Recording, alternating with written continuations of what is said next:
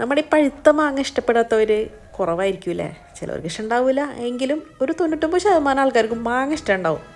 നമ്മളെ മാമ്പഴ പുളിശ്ശേരി ഇന്നത്തെ റെസിപ്പി. ഈ മധുരമുള്ളക്കാരോട് വലിയ താല്പര്യമുള്ള ഒരാളായിരുന്നില്ല ഞാൻ കല്യാണം കഴിയുന്നത് വരെ. കല്യാണം കഴിഞ്ഞ് വന്നതിന് ശേഷം അവിടെ അമ്മ ഈ മാമ്പഴ പുളിശ്ശേരിയും പഴം പുളിശ്ശേരിയൊക്കെ വെച്ചിട്ട് കഴിച്ചിട്ടും പിന്നെ വെക്കാൻ പഠിച്ചപ്പോഴൊക്കെ എനിക്ക് ഭയങ്കര ഇഷ്ടപ്പെട്ട ഒരു ഐറ്റം കേട്ടോ. അത് വെക്കേണ്ടതായ രീതിയിൽ വെച്ച് കഴിഞ്ഞാൽ അടിപൊളിയാണ്. എൻ്റെ വീട്ടിൽ സ്വതവേ ഇങ്ങനത്തെ മധുരമുള്ള കറിയൊന്നും വെക്കാറില്ല, അച്ഛന് ഇഷ്ടമില്ലാത്തതുകൊണ്ട്. പക്ഷേ എനിക്കും എൻ്റെ അമ്മയ്ക്കൊക്കെ ഭയങ്കര ഇഷ്ടമാട്ടോ. എന്തായാലും ഒരു 5 മാങ്ങ ഉണ്ട്, നല്ല പഴുത്ത മാങ്ങ നാട്ടിൽ നിന്ന് എത്തിച്ചതാണ്. മഞ്ഞൾപ്പൊടി, ഉപ്പും മുളക് പൊടിയൊക്കെ ചേർത്ത് കുറച്ച് കുരുമുളക് പൊടി ഇട്ടിട്ട് നമുക്ക് ഒക്കെ ഒരു 1/2-3 ടീസ്പൂൺ മാത്രമേ ചേർക്കുന്നുള്ളൂ.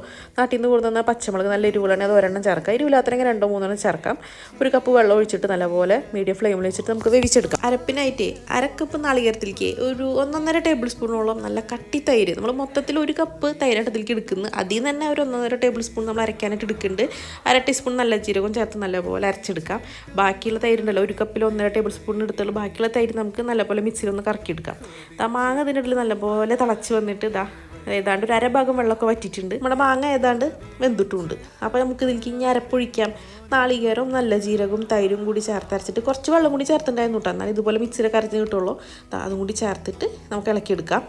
ചെറുതായിട്ടൊന്ന് തിള വരേണ്ട ആവശ്യമുള്ളൂ, വല്ലാണ്ട് വെട്ടി തിളക്കേണ്ട ആവശ്യമൊന്നുമില്ല കേട്ടോ. നല്ല ഫ്രഷ് നാളികേരം ചെരിയതാണെങ്കിൽ ആ നാളികേരത്തിൻ്റെ പച്ചമണം ഒരു പ്രത്യേക സ്വാദ് തന്നെയാണ്.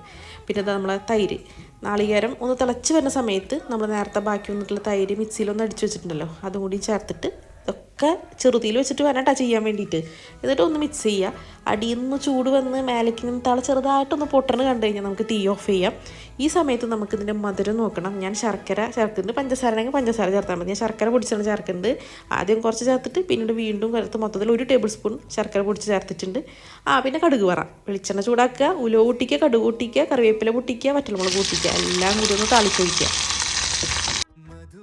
പിന്നെ 1/2 കപ്പ് നാളികേരം ചെരികയിലേക്ക് ഞാൻ 1 കപ്പോളം നല്ല കട്ട തൈര് എടുത്തിട്ടുണ്ട്. അത്യാവശ്യത്തിന് മാത്രമേ പുളിയുള്ള തൈരാട്ടോ, അതുകൊണ്ടാണ് 1 കപ്പ് വരെ എടുത്തിട്ടുള്ളത്. നമ്മുടെ നാട്ടിലൊക്കെ നല്ല പുളിയുള്ള തൈരം വീട്ടിലൊക്കെ ഉണ്ടാക്കുന്നത്. അപ്പോൾ അതിനനുസരിച്ച് ചേർത്താൽ മതി. ചോറ് വിളമ്പി നമ്മുടെ നല്ല കുറുകിയ മാമ്പഴ പുളിശ്ശേരി. എല്ലാവരും ഈ രീതിയിലാണോ വെക്കാതെന്ന് എനിക്കറിയില്ല, പക്ഷേ ഈ രീതിയിൽ നിങ്ങളൊന്ന് വെച്ച് നോക്ക് വെക്കാത്തവരാണെങ്കിൽ. അടിപൊളി സ്വാദാട്ടാ. കൂർക്കപ്പേരി അതിവിടെ മെയിനാണല്ലോ. അപ്പം മാമ്പഴ പുളിശ്ശേരി, കൂർക്കപ്പേരി, ഒരു പപ്പടം കൂടി മതിയിട്ടാ. പക്ഷേ നമ്മുടെ കയ്യിലൊന്നും ഉണ്ടായിരുന്നില്ല പപ്പടം, ചാള വറുത്തതാണ് ഉണ്ടായിരുന്നത്. ചാള വറുത്തതും എൻ്റെ പൊന്നെ പാര കോമ്പിനേഷനായിരുന്നു കേട്ടോ. ഈ മാമ്പഴ പുളിശ്ശേരി മാമ്പഴ പുളിശ്ശേരി ഉണ്ടാക്കുന്ന അതേ മാങ്ങ വെച്ചിട്ടൊന്നും വേണമെന്നൊന്നുമില്ല കേട്ടോ. നമ്മൾ മൂവാണ്ടൻ മാങ്ങ വെച്ച് ചെയ്യാന്നേ, പ്ലിയൂർ മാങ്ങ വെച്ചിട്ടൊന്നും ചെയ്യണ്ട. ഈ മൂവാണ്ടൻ മാങ്ങ അതുപോലെ വളൂർ മാങ്ങ ഒന്നും വെച്ച് ചെയ്യണ്ട. ഒരുവിധം എല്ലാ മാങ്ങ വെച്ചിട്ട് മാമ്പഴ പുളിശ്ശേരിയൊക്കെ ഉണ്ടാക്കാം. അത്യാവശ്യം മധുരമുള്ള നല്ല മാങ്ങ ചെയ്യാൻ മതി എന്നാണ് എൻ്റെ ഒരു തോന്നൽ കേട്ടോ. ഞങ്ങൾ മൂവാണ്ടൻ മാങ്ങയൊക്കെ വെച്ചിട്ട് ചെയ്യാറുണ്ട്. ഇത് മൂവാണ്ടൻ മാങ്ങയല്ല, ചേച്ചി നാട്ടിൽ നിന്ന് കൊണ്ടുവന്നിട്ടുള്ളൊരു മാങ്ങയാണ്.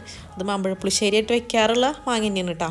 അപ്പോൾ എല്ലാം കൂടി കൂട്ടി കുഴച്ച് അന്നത്തെ ഊണ് ഉഷാറായിരുന്നു. അപ്പോൾ നിങ്ങൾ ട്രൈ ചെയ്ത് നോക്ക് കേട്ടോ.